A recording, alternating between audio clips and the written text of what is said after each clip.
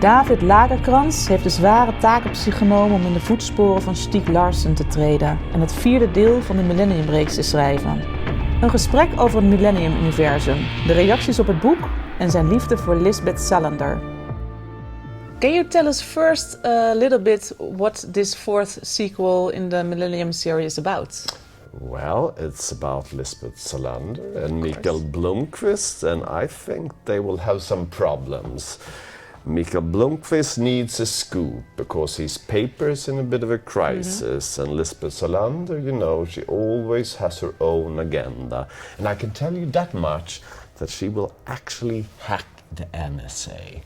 I think she will have a lot of trouble, but she is Lisbeth, so maybe or maybe not she can cope with it. You will see. Read it and see. When were you asked to write the sequel? Well, it was 2 years ago. I think, you know, I was sitting with my literary agent, Magdalena Hedlund, and I had this crazy theory that I'm best when I collude myself with someone else.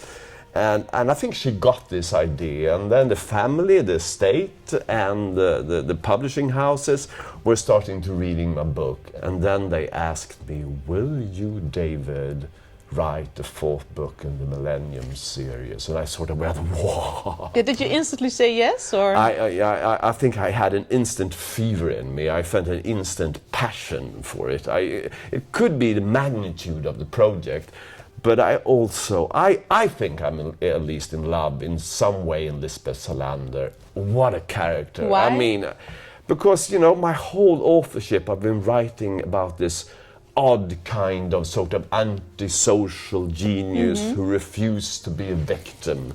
I mean, the society tried to crush her when she was a kid, but instead of getting weaker, she just got stronger and stronger. I mean, when you see her, you don't think much of her. She's this short, skinny punk girl, but she's brilliant and she's tough, and she has this great mythology that you can dig in and go back to. I mean, all her horrifying childhood.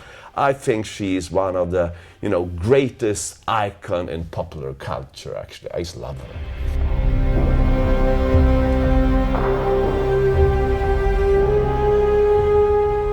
You end the book with a new beginning. Is there going to be a fifth part? I think it's quite tempting, but first we have to survive. I mean, we didn't know what will happen, you know, the media has been absolutely crazy, and now it is a success all over. So it's very tempting, but we haven't decided anything yet. I mean, I'm so happy. Yeah, now love, but in the beginning... Yeah, in the beginning I was scandalized, you know. They treated me like a politician in a scandal. So I went a sort of an emotional shock, and maybe I am still, you know. Then they hated me for doing this, and now all this love coming in. And what do you think Stieg Larsson would think about the novel himself? I don't know. I mean, we are even discussing his real life work, which is more important than ever. And that was fighting racism and fighting intolerance. And I mean, that's the most important questions of our time, isn't it? And he was such an hero. I would just bow for him if I met him, actually.